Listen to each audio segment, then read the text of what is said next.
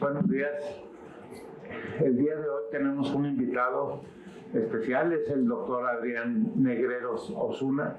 Él es jefe de radiología del Hospital del Iste aquí en la ciudad y nos va a presentar el tema de ultrasonido intestinal, la ventana al mundo inflamatorio del intestino. Me parece un tema atractivo, interesante para todos nosotros y esperemos que sea de utilidad para todos.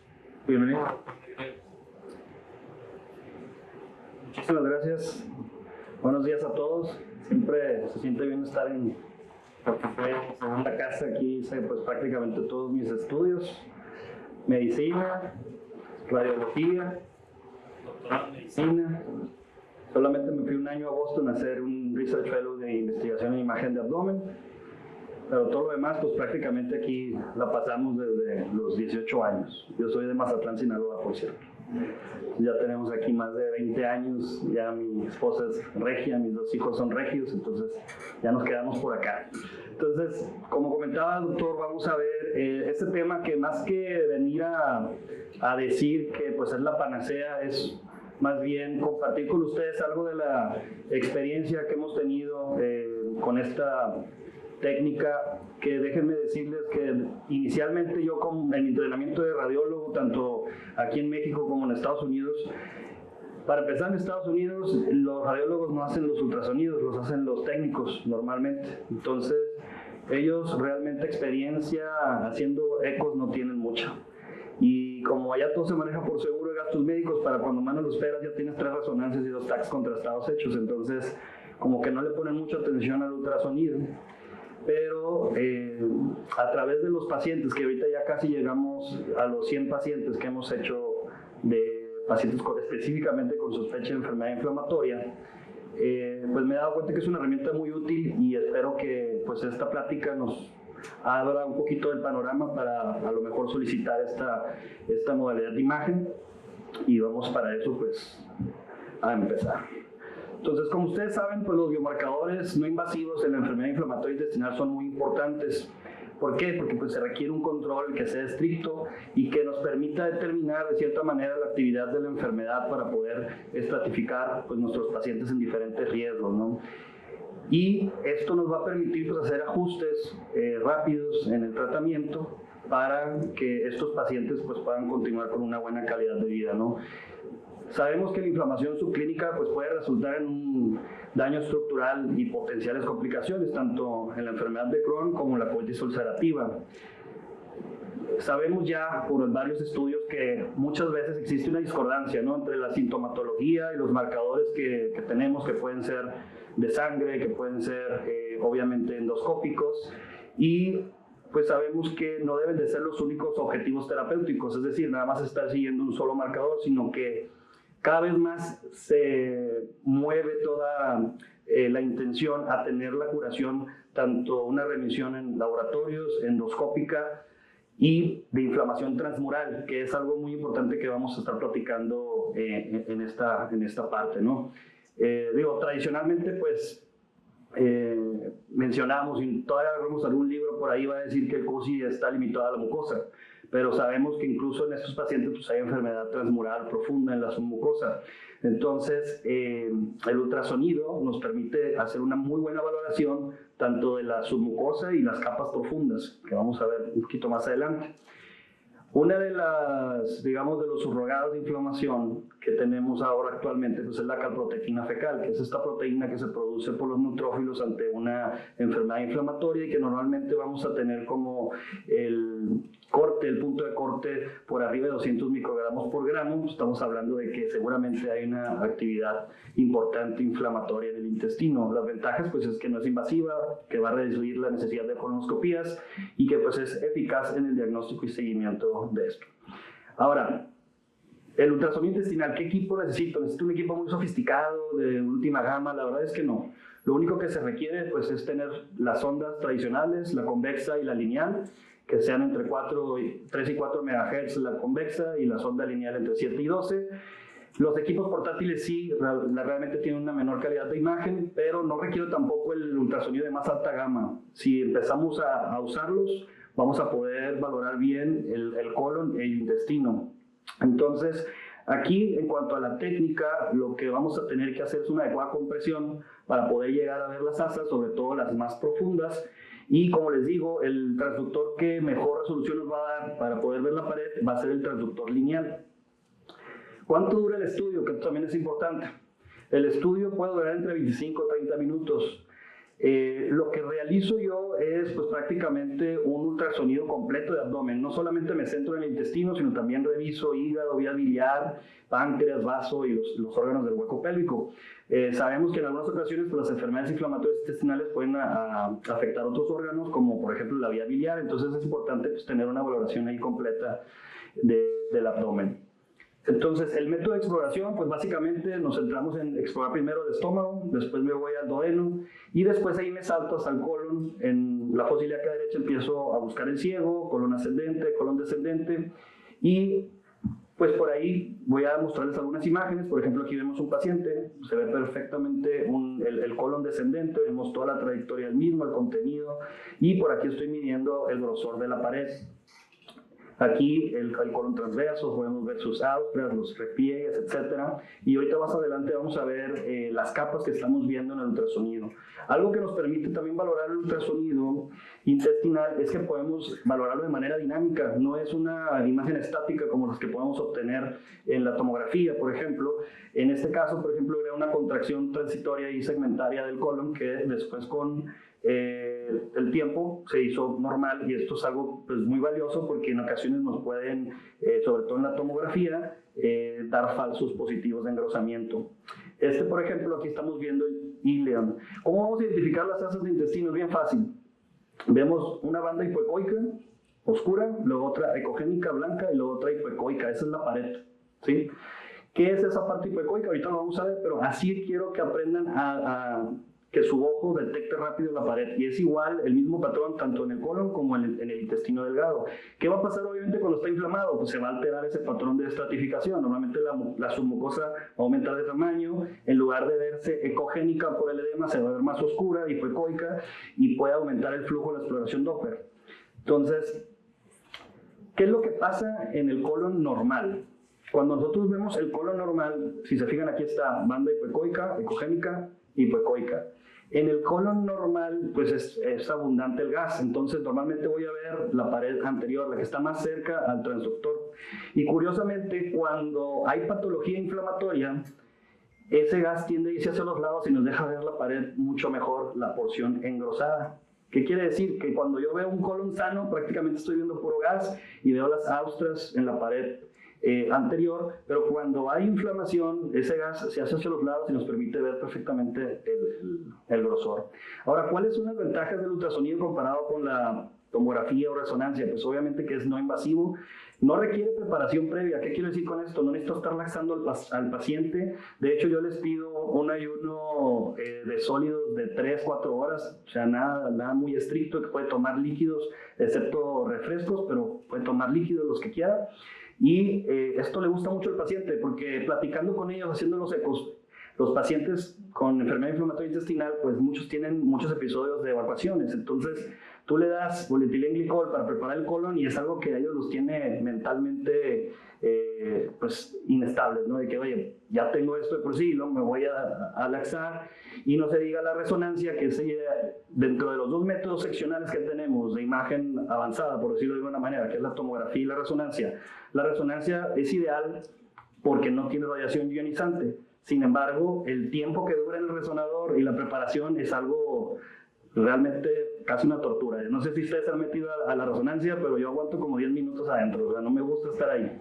Entonces, es algo que los pacientes, y que se ha determinado por diferentes estudios, comparado con venopunciones, por ejemplo, la venopunción y el ultrasonido son los que más tienen aceptabilidad, y obviamente hasta el último, pues cualquier cosa invasiva como la colonoscopía, incluso la enteroresonancia está por debajo. Entonces tiene muy buena aceptación. Este es otro estudio también en donde se comparó también la aceptación y vean cómo el ultrasonido intestinal tiene los rangos mayores de aceptabilidad entre los pacientes. Es decir, no tienen problema un paciente en que le digas, oye, vete a hacer un ultrasonido, necesito ver cómo está ahorita la actividad en tu intestino. En cambio, si le dices, oye, vete a hacer una colonoscopía, necesito una muestra de popó para ver la calprotectina, como que dicen, ya no está tan fácil, prefiero que me revises ahorita aquí, ¿no?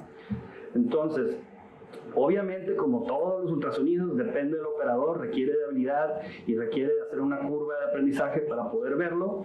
Y también hay veces que hay pacientes que simplemente por su composición corporal el ultrasonido no alcanza a penetrar de manera adecuada, pero eso creo que es una limitación que cada vez es menor porque la calidad de los ultrasonidos y las nuevas ondas que están saliendo son fenomenales y puedes tener una penetración perfecta. Entonces, eso debe de cambiar. Ahora, en cuanto a la confiabilidad de estos hallazgos, es decir, cuando yo digo que está engrosado el intestino grueso o delgado y luego lo hace otro observador, ¿cuánto es la confianza de eso, la reproducibilidad de eso? Pues ya también hay varios estudios publicados en el JCC. Cuando se trata de medir el grosor de la pared, pues es una correlación casi perfecta del 0.96 de coeficiente intraclase, y cuando se trata de, por ejemplo, aumento del Doppler, básicamente dividirlo entre si hay aumento o no hay aumento del flujo, pues también hay una concordancia casi perfecta con un kappa de 0.83, tanto en Crohn como en PUSI. Entonces, realmente cuando se está haciendo por un operador que ya tiene experiencia, la reproducibilidad es muy buena. Ahora, ¿qué es lo que vemos en el ultrasonido? Acá les puse un corte histológico, ¿no? Donde tenemos la mucosa, la muscular de la mucosa, vemos la submucosa, vemos la muscular propiamente dicha con sus dos capas. Y esto es una imagen de un ultrasonido, y véanse cómo esta morfología de los pliegues de la mucosa, todo se ve pues bastante similar. Vemos la submucosa, que es ecogénica, y básicamente vamos a tener 5 capas. ¿Cuál va a ser? La primera capa es ecogénica, hiperecogénica, y básicamente es la interfaz de la luz y parte de la mucosa, ¿no? Que es la parte más interna. Después la capa hipoecoica, que es la que estamos viendo aquí, es la muscular de la mucosa. Después la ecogénica es la submucosa, y otra vez tenemos otra capa hipoecoica, que es la muscular propiamente dicha, y finalmente una pequeña capa ecogénica que va a corresponder pues con la membrana serosa. Entonces, de esa manera nosotros hacemos la medición básicamente entre las bandas hipoecoicas, que esto también es importante. No se hace desde la ecogénica, sino desde la hipoecoica, y ahí el límite de grosor que más estudiado está son 3 milímetros. Mayor de 3 milímetros podemos ya empezar a sospechar que está engrosado ese intestino. Ahora, ¿cuáles son las alteraciones de todas las cosas que podríamos valorar por ultrasonido? ¿Cuáles son las más importantes? Son las 4 que están en naranja. Número 1, el grosor de la pared. Número 2, si hay alteración de ese patrón de estratificación que acabamos de mencionar. Si no se cumple ese banda hipoecoica, ecogénica, hipoecoica, y está alterado. El aumento del flujo de la exploración Doppler dentro de la pared, y si hay o no inflamación de la grasa mesentérica adyacente. Esos son los 4 puntos más importantes. Existen obviamente estudios de investigación que estudian, por ejemplo, añadir el contraste intravenoso para ultrasonido o la elastografía, pero realmente no han logrado pues tener un impacto verdadero. Con los primeros 4 puntos podemos tener una muy buena valoración de la actividad inflamatoria. Ahora, por ejemplo, este consenso para poder realizar un score de la actividad inflamatoria intestinal, pues básicamente utilizó estos 4 parámetros que les digo, que es el grosor de la pared, la inflamación de la grasa, si hay o no flujo aumentado en el Doppler, y la estratificación en capas, si está presente, si es incierta, y si está alterada. La extensión también es importante, si es menor de 3 centímetros o mayor de 3 centímetros. Y básicamente lo que se hace pues, es hacer un score, esto obviamente mediante una regresión lineal, para multiplicar por 4 el grosor de la pared, por 15 si hay alteración de la grasa, por 7 si hay o no aumento en el Doppler, y por 4 si hay alteración en la estratificación. ¿Cómo vamos a medir? Como les decía, entre las bandas hipoecoicas, ya sea en el eje sagital a lo largo o en el eje corto, podemos medirlo con separaciones al menos de 90 grados, y cuando lo hacemos en el eje sagital hay que dejar al menos una separación, al menos 2 o 3 medidas con una separación de 1 centímetro. ¿Para qué? Para tener un promedio, ¿verdad? Porque si yo nada más agarro la medida más grande, pues sí, acá puede estar 8 milímetros, pero acá está en 6, acá está en 5, entonces ¿Cómo le voy a dar un seguimiento más objetivo? Hago varias medidas, hago un promedio y la próxima vez que vea al paciente, pues voy a hacer también varias medidas y un promedio para ver cómo va ese grosor de pared, ¿no?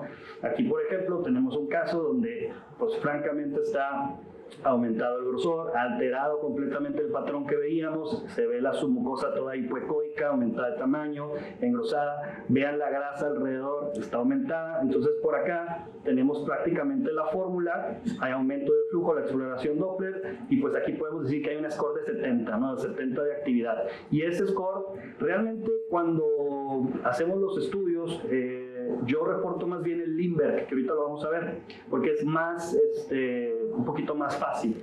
Pero si quisiéramos hacer la puntuación esta con sus calculadores, en sus aplicaciones o de manera manual, pues también se dan los datos para que ustedes lo puedan hacer, ¿verdad?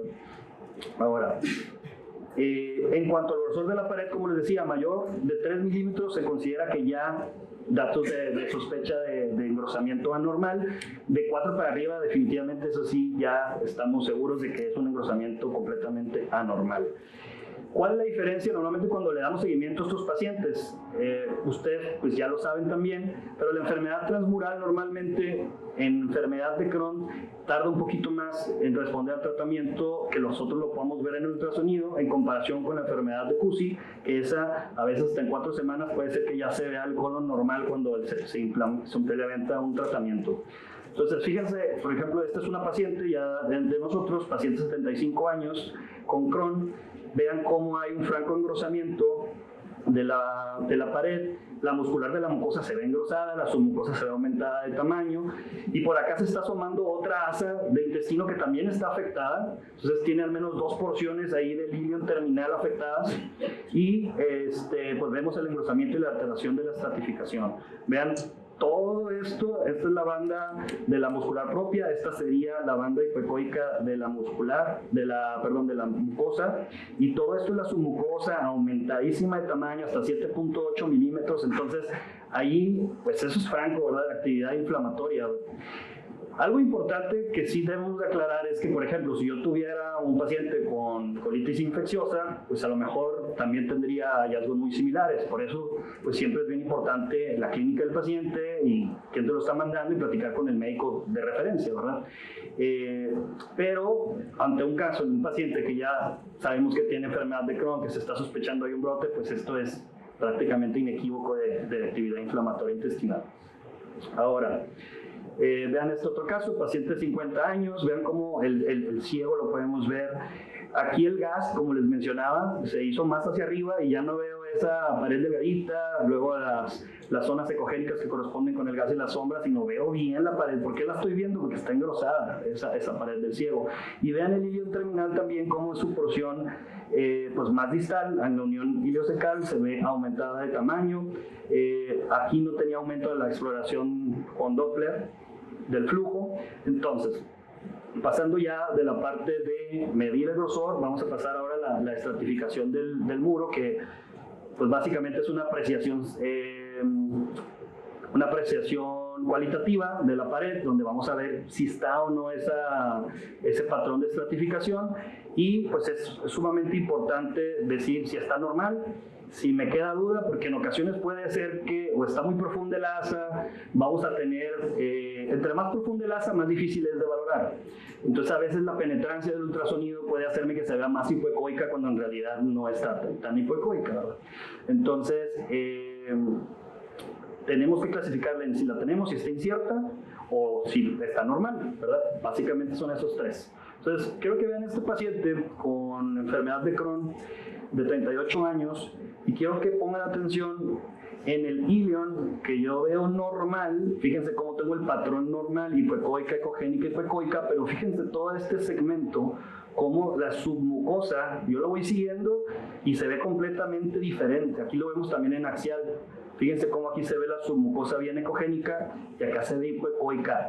Aunque yo no tengo aumento del grosor, sí tengo alteración en el patrón de estratificación, lo cual me indica que pues ahí hubo actividad. Ahorita a lo mejor no lo podríamos categorizar exactamente como que a fuerza tiene actividad, pero sí hubo ahí o hay un proceso de fibrosis al menos ahí en la submucosa, porque se ve francamente diferente.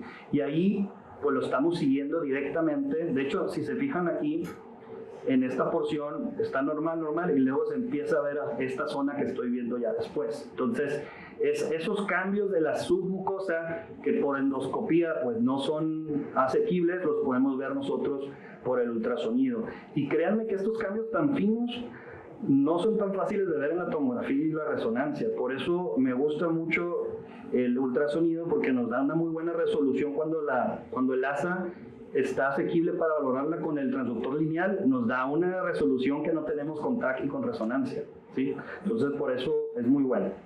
Ahora, en cuanto al Doppler, pues ya sabemos que la inflamación del cuerpo, cuando hacemos una exploración Doppler, va a aumentar el flujo. Y como les decía, los ultrasonidos cada vez se están haciendo mejores, las sondas están haciendo cada vez mejores. Existe ya una técnica que se llama Superb Microvascular Imaging, que la tiene Canon y la tiene General Electric, en la que por otro método que no es el tradicional Doppler podemos ver microcirculación. Ahorita les voy a poner unas imágenes para que vean eso. Pero es algo que obviamente todavía está en investigación y ahora no lo requiero para valorarlo. Como les digo, con el puro Doppler es suficiente. Los estudios de investigación que se han hecho es con el Doppler normalito que tiene cualquier ultrasonido. Entonces no es de que necesito eso, pero es nada más para que se den una idea de hacia dónde vamos en cuanto a la resolución que tenemos con el ultrasonido, ¿no? ¿Cuáles son las limitaciones? Pues las mismas que vamos a tener con el flujo Doppler, ¿no? Tiene que ver mucho con la angulación, la técnica correcta y obviamente la profundidad. Ahora, fíjense, esta es la escala de Lindbergh que les digo que a mí me gusta utilizar más porque pues resume mucho más fácil la actividad inflamatoria. Básicamente un Lindbergh 0 es no hay ninguna alteración, un Lindbergh 1 es un engrosamiento de la pared pero sin aumento del flujo. El score 2 va a ser un engrosamiento más aumento del flujo en zonas puntiformes de la pared. El Lindbergh 3 va a ser tramos largos. Si yo comparo el flujo de este a este, veo que son tramos más largos, no son puntiformes y solamente está confinado a la pared. Y el 4 es cuando ya veo tanto fuera como por dentro de la pared. Y también fíjense el grado de inflamación, que eso también es importante, porque fíjense la submucosa aquí, cómo se ve hipoecoica, acá se ve todavía ecogénica, aunque está engrosada, ¿sí? Entonces acá tengo mucho más actividad que en las previas, ¿no? Entonces normalmente lo reporto así, con Lindberghs, para ver si al menos si está igual o ha disminuido en comparación con los previos, ¿no? Ahora, fíjense, paciente de 42 años con sospecha de CUSI, previamente clasificado con Crohn.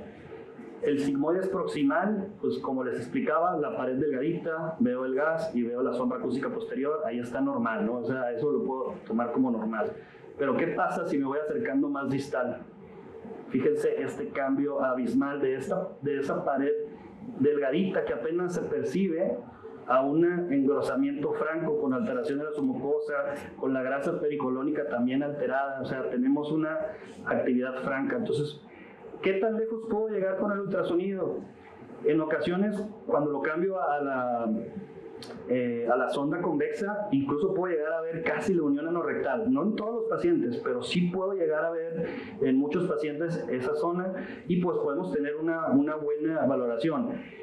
Claro que hay ultrasonido perineal para poder ver el canal anal, etcétera. Yo no lo hago normalmente porque siento que sería pues otra vez invasivo, estoy metiendo cosas que a lo mejor van a poner incómodo al paciente y que muchas veces el médico tratante tampoco lo necesita porque él ya hizo el análisis, hizo su exploración, a lo mejor ya tiene una colonoscopía, sabe que no hay enfermedad perianal, entonces lo que le interesa muchas veces es si hay datos de actividad o no en ese momento y qué tanto o cuál es la extensión proximalmente de ese paciente, ¿no? Entonces vean ahí un flujo puntiforme ahí del aumento de la exploración Doppler en esta zona. Y aquí en axial también esos aumentos del grosor y todo, ¿no? Y fíjense, aquí en este mismo paciente alcancé a ver, aquí está la vejiga, aquí estamos en un eje sagital y vean el recto como mide 7.5 milímetros, está completamente alterado el patrón, entonces podemos alcanzar a ver bastante bien, muchas veces distalmente, ¿no? Aquí estamos viendo, a veces las imágenes de ultrasonido son un poquito más difíciles de entender porque son imágenes muy oblicuas a veces. Pero aquí estamos viendo, por ejemplo, el colon sigmoide normal y el colon que va bajando ya para convertirse en recto, alterado al mismo tiempo. Entonces, podemos hacer una comparativa perfecta para demostrar que hay un engrosamiento y alteración verdadera en el colon, ¿no? Este es un paciente de 23 años con diagnóstico también de colitis ulcerativa. Vean cómo hay un engrosamiento, alteración de la submucosa, aumento del flujo, y podemos hacer pues la medición de la extensión, que en este caso eran aproximadamente 5 centímetros, entonces podemos valorarlo muy bien. Aquí fíjense, en esta zona del colon descendente es normal, pero en esta zona más distal, vean la muscular propiamente dicha, la submucosa está más alterada, entonces podemos valorar muy bien las capas. Esta paciente, fíjense, esta paciente de 36 años con diagnóstico probable de Crohn, una historia clínica complicada con antecedentes de peritonitis en la infancia, múltiples adherencias, cirugías, etc. Entonces a ella le habían hecho una resonancia previa en donde pues comentaban que no veían ningún dato de actividad, pero al momento de hacerle el ultrasonido, pues vean el colon ascendente, está completamente engrosado, hay aumento del flujo, el ilion terminal se ve bien irregular porque hicieron ahí una anastomosis medio rara cuando hicieron la cirugía en la infancia, pero se ve claramente cómo está alterada y engrosado el ilion terminal. Esta es la resonancia magnética y yo los reto a que me digan dónde está, que no está tan fácil de ver. Entonces, pero esta zona de aquí, que es el ciego, es la que está engrosada. Esto que estamos viendo aquí, este es el ilion terminal que estoy viendo mucho mejor en el ultrasonido, y aquí veo que esa zona de ilion terminal está restringiendo la difusión. Esa resonancia la dieron como normal. Entonces, hay veces que el ultrasonido puede ser una herramienta. No es el único ejemplo que les traigo para que vean que si lo hacen de manera continua, agarran experiencia, van a poder valorar muy bien el intestino. Esto es lo que les comentaba del Super Microvascular Imaging. Fíjense la diferencia de cómo puedo detectar ese flujo. Esta es la vista endoscópica, pero vean la submucosa y la hiperemia que podemos llegar a detectar con esta tecnología, que para mí me va a parecer fenomenal. Este es un transductor de 22 MHz, muy alto. Como yo les decía, con 7 a 14 se puede, pero este es de 22 MHz. Tengo mucho más resolución y aparte tengo esta tecnología del Super Microvascular Imaging que puede ver microvasculatura y pues vemos toda esa hiperemia en la mucosa y submucosa, como está ahí francamente presente, ¿no? Ahora, este paciente de 19 años sospecha de enfermedad de Crohn y le piden una tomografía contrastada, pero con contraste oral positivo, lo cual pues no debemos de hacer porque vamos a hacer que la capa de la mucosa tenga este recubrimiento con contraste y que nos haga pensar que es un realce que yo le administré intravenoso, cuando en realidad es una capa de ese contraste que consumió el paciente por vía oral y que me hace pensar que está realzando. Entonces, este paciente, cuando me lo manda el doctor Manuel, me dice: compadre, yo pienso que no tiene enfermedad inflamatoria intestinal, no cumple nada, pero me están trayendo un TAC que dice que trae un engrosamiento del ilion con realce y con datos. Y si se fijan, pues no hay ni proliferación de la grasa mesentérica, ni prominencia de los vasos rectos, ni otra cosa, ¿no? Entonces, en el ultrasonido, este era un paciente que tenía bastante grasita, pero si se fijan, aquí está el ilion, banda hipoecoica, ecogénica, hipoecoica, y aquí lo estoy viendo en axial, que esto es lo que les decía. Fíjense cómo se ve, no se ve tan ecogénica, pero yo sé que no se ve tan ecogénica porque el paciente tiene bastante panículo adiposo y no penetra tan bien, pero el grosor está completamente normal. O sea, no tengo ninguna alteración ni en el grosor, ni aumento del flujo, ni nada. Entonces, pues yo lo voy sin datos de actividad, ¿verdad? Y ya con eso, pues obviamente este paciente no fue clasificado con enfermedad de Crohn. Ahora, el ultrasonido contrastado. El ultrasonido contrastado, como les digo, es algo que para empezar en México no está bien diseminado todavía.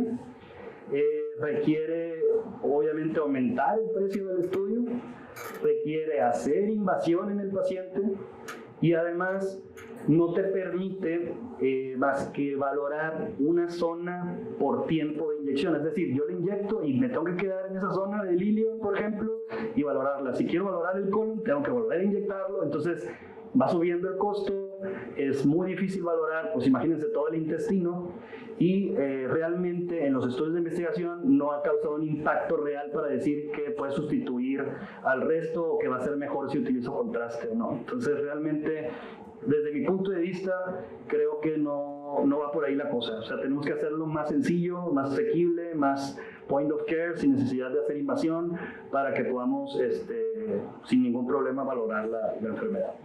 Entonces, pues ya sabemos todos ustedes cuál es la relevancia de los estudios de imagen. Son importantes para ajustar el tratamiento. Hay limitaciones obviamente en la evaluación endoscópica, como la que veíamos, pues no podemos ver la submucosa, no podemos ver la muscular, no podemos ver la grasa pericolónica o la grasa mesentérica a través del endoscopio, o al menos no todavía, ¿verdad? Ya se hace ultrasonido endoscópico y a lo mejor después vamos a tener sondas ultrasonográficas que nos permitan.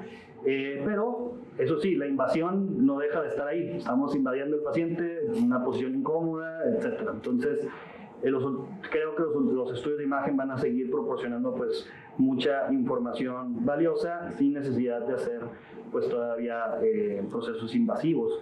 Ahora, el concepto de la transmisión, de la remisión transmural que ahora se busca, no solamente la remisión clínica e histológica o endoscópica, sino también estar seguros que en la profundidad no hay enfermedad transmural, pues implica un endpoint de tratamiento mucho más riguroso y que pues ha demostrado que estos pacientes en los que se tiene evidencia de remisión por todos lados, incluyendo la remisión transmural, van a tener menos cirugías, hospitalizaciones, menos escaladas de tratamiento y mejores resultados a largo plazo, ¿no? Por ejemplo, por mencionar algún estudio de los italianos, en Europa sí que se hace el ultrasonido intestinal, en Europa se menciona mucho el ultrasonido intestinal.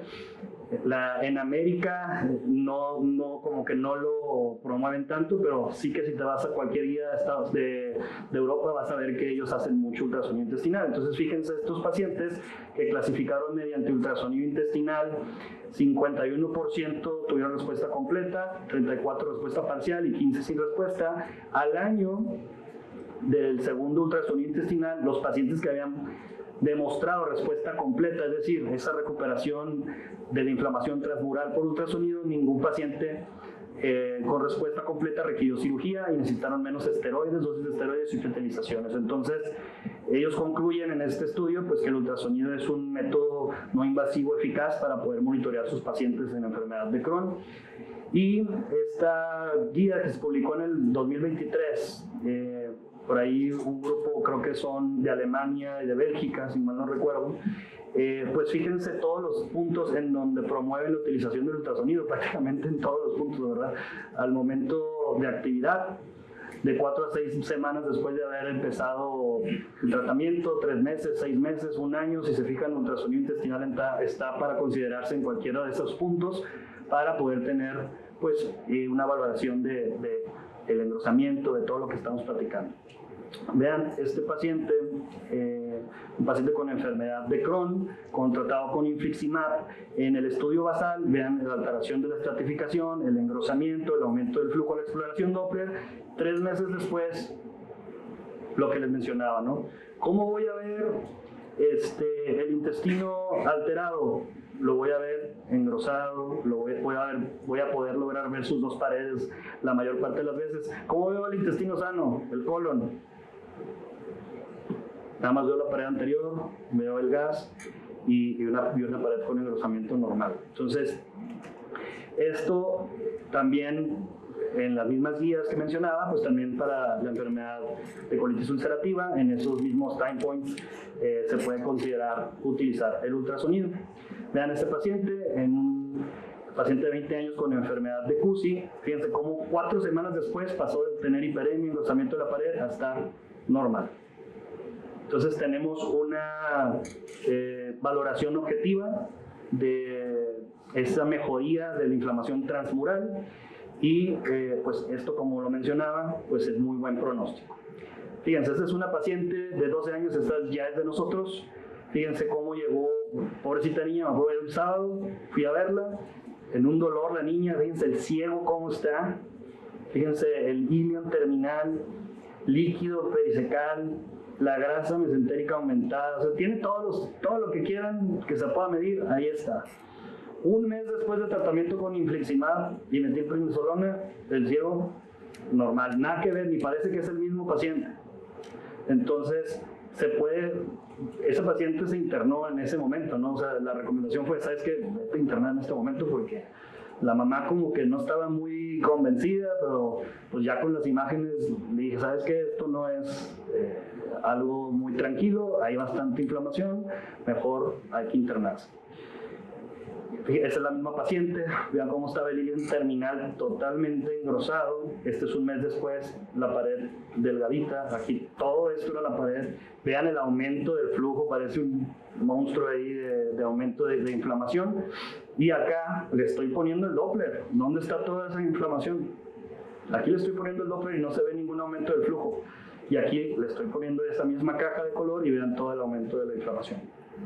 Y también podemos ver si está dilatado o no. En este caso específico, la paciente tenía una dilatación. Acá está la pared anterior, acá está la posterior y traía una dilatación franca, o sea, se estaba estenosando esa zona, estaba muy importantemente causando obstrucción.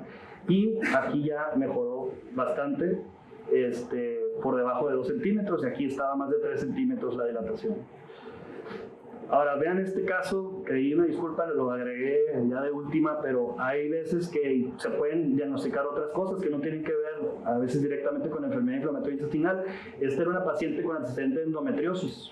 Y ustedes ven aquí el asa de ilion, la ven, banda hipoecoica, cogénica hipoecoica, y vean cómo está desplazada por esta imagen hipoecoica ovalada con puntos ecogénicos. Es un implante de endometriosis. Entonces, incluso podemos hacer diagnóstico de otras enfermedades. Ahorita les voy a poner otro ejemplo. Esta es la misma paciente, vean el ilion, aquí lo sigo y aquí tengo ese implante endometriósico, aquí lo veo otra vez, aquí le pongo el Doppler, sí tenía algo de inflamación, de hecho creo que en ella la proteína C reactiva estaba elevada, entonces ahí estaban medio pensando que podía traer algo de enfermedad inflamatoria, pero no, era su actividad de su endometriosis, ¿verdad? O sea, ese implante por fuera, que tampoco lo vamos a lograr ver por ningún método endoscópico, pues lo podemos ver por este método. Ahora, este es un paciente masculino, 19 años, enfermedad de Crohn. Me lo mandó porque sospechaba que había algo de actividad. Y vean aquí cómo viene el asa normal en ilion, y luego aquí tengo un engrosamiento franco en esta zona de 3.5 milímetros, pero vean, porque no nada más es el grosor, ¿verdad? O sea, hay que hacer una valoración también subjetiva. Lo cualitativo no significa necesariamente malo, y muchas veces, pues en medicina ya sabemos que es un arte, entonces hay que aprender a apreciar esas pequeñas cositas, ¿no? Vean, la muscular de la mucosa está completamente alterada, engrosada, ¿por qué? Porque está así nodular, o sea, eso no es normal. Y tenemos aumento del flujo, también puntiforme, y tenemos además ganglios linfáticos, adenopatías, ahí adyacentes. Tenemos esta, vean cómo se perdió el hilio graso, esta también, esta por aquí también.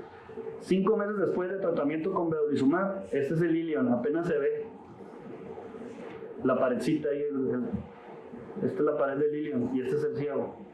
Entonces, una respuesta perfectamente bien. Y los ganglios, ya no se ven los otros, nada más se ve este, pero con diferencia de que el hilio graso ya se ve más claramente. El otro se ve hipoecoico completamente. ¿Se pueden diagnosticar complicaciones? Claro que se pueden llegar a ver pues los trayectos fistulosos, podemos ver abscesos, podemos ver colecciones, etc. Aquí, por ejemplo, vemos la alteración en el patrón de cogenicidad. Vean aquí cómo viene el asa normal y luego se ve toda alterada, engrosada. Aquí vemos esta zona hipoecoica que está comunicando con otra asa de ilion, pues esa es una fístula. Entonces, fíjense este paciente, para que vean la utilidad del ultrasonido. Esto no tiene nada que ver con enfermedad inflamatoria. Es un paciente que tiene diverticulitis crónica y me lo mandan porque trae mucho dolor y me dicen, revísalo por favor, yo creo que ya está complicado. Entonces aquí les puse pues las imágenes, las palabras para que vean qué corresponde. Este es el sigmoides y vean el engrosamiento que tiene, ¿sí? Como les digo, el engrosamiento muchas veces no va a significar a fuerza enfermedad inflamatoria intestinal, pero sí un proceso inflamatorio en el intestino, ¿verdad?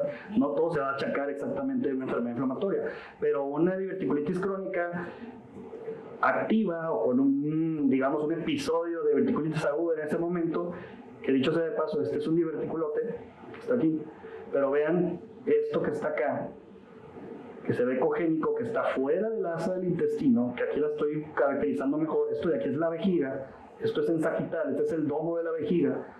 Todo esto es una colección, es un absceso pericolónico, ¿sí? Que le está pegando el domo de la vejiga.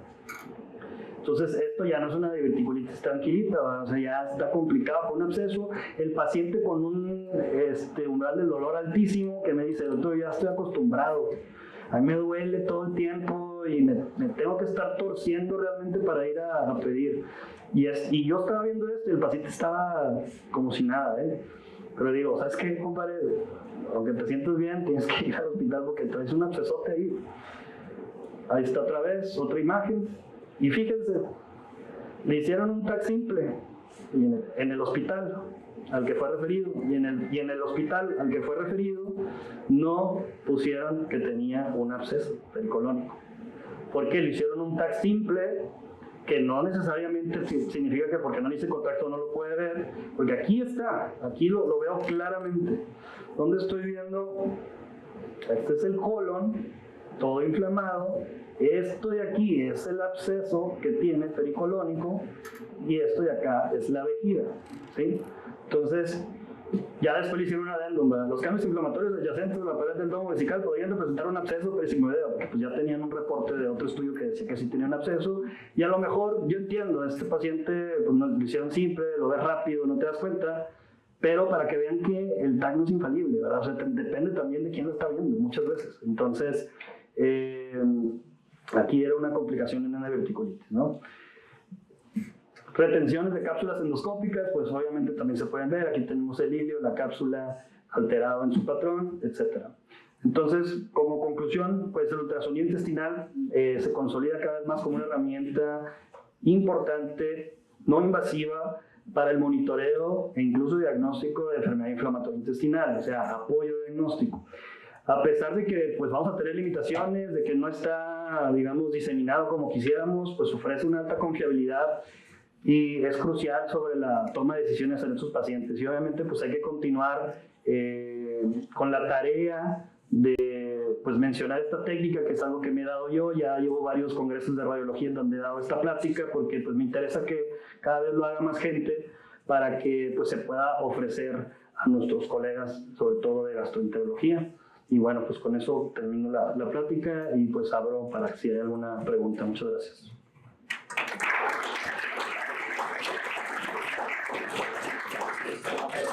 Muchas gracias por la plática. No sé si tienen alguna duda, pregunta. Una pregunta. ¿Se han visto o hay diferentes protocolos para preparar a los pacientes para hacer ultrasonidos? Me refiero a unos buscapina, a otros no, algunos prepararlos, darles algo, no sé. Acá. Sí, yo ese tema lo tocamos al inicio. Y como mencionaba, realmente no, es la ventaja, no necesita una preparación.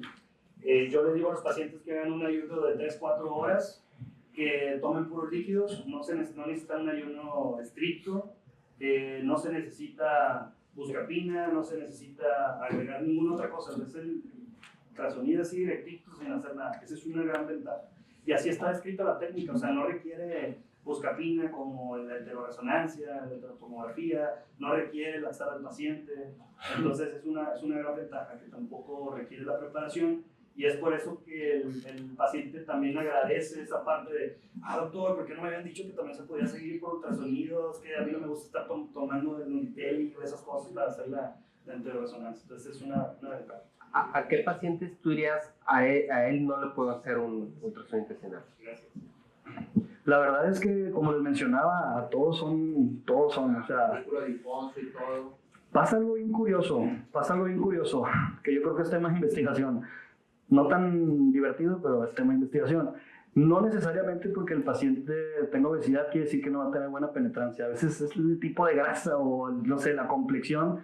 Pero hay veces que hay pacientes gorditos que te dicen, no voy a ver nada, y ves perfectamente bien.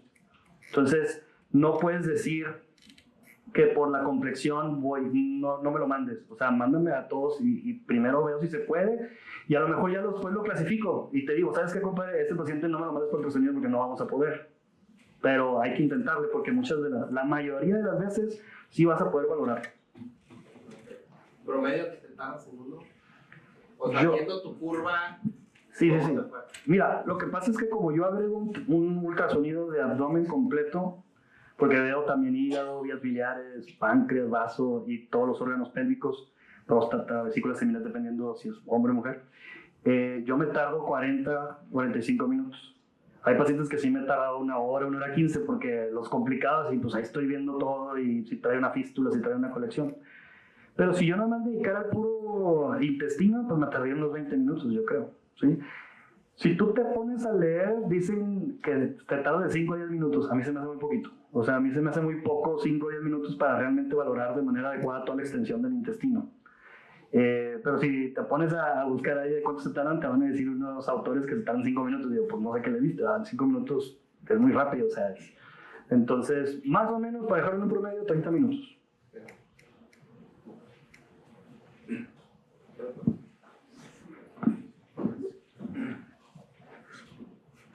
Unas imágenes impresionantes, ¿eh? Felicidades por la plática. Yo hago cápsula endoscópica, que es, como todos sabemos, revisión endoscópica del intestino delgado, y con cierta frecuencia encontramos,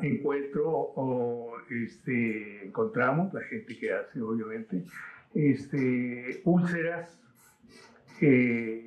no precisamente en el ilio, sino en el intestino medio o proximal, que nos despierta sospecha de que podríamos estar ante un Crohn.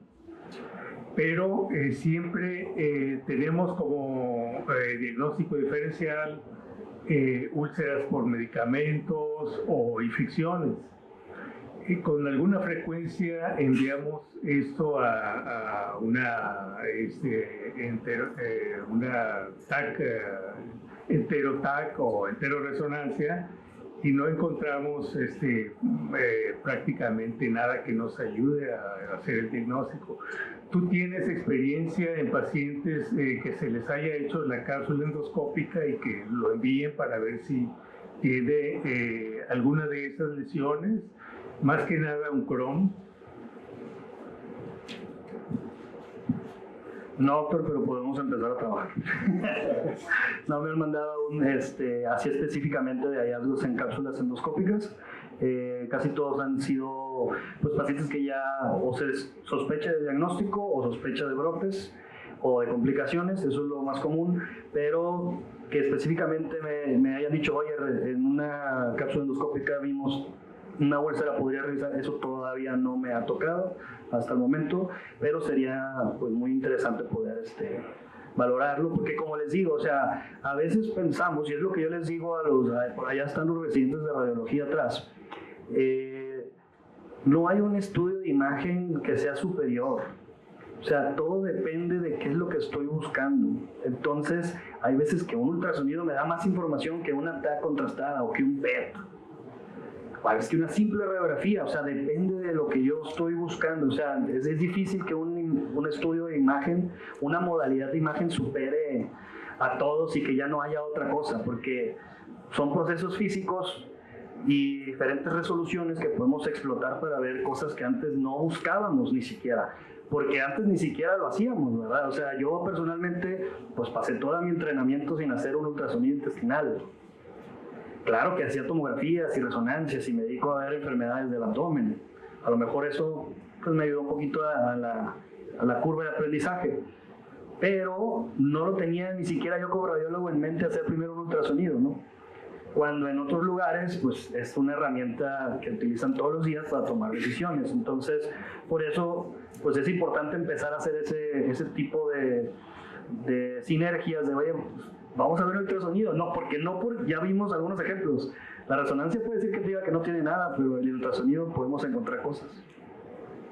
Entonces, una resonancia normal y un TAC normal no te garantiza que no haya por ahí datos de inflamación por otros métodos de imagen.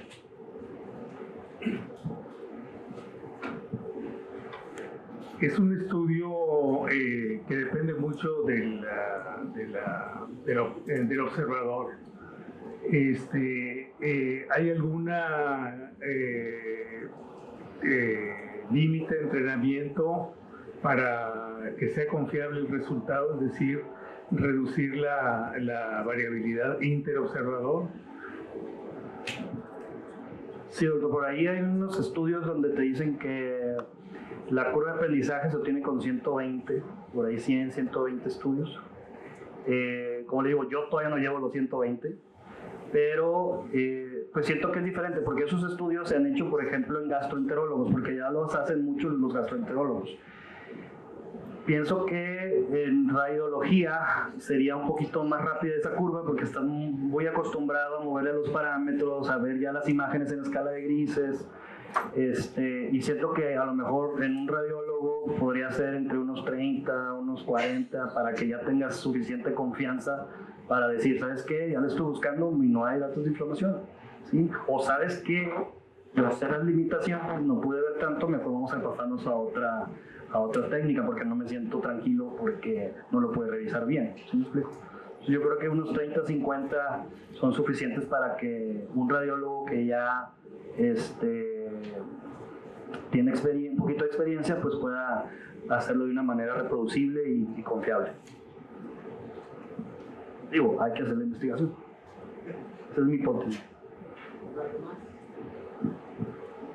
Pues, muchas gracias, realmente gracias, nos ayudas mucho y pues te estaremos invitando para más. Gracias.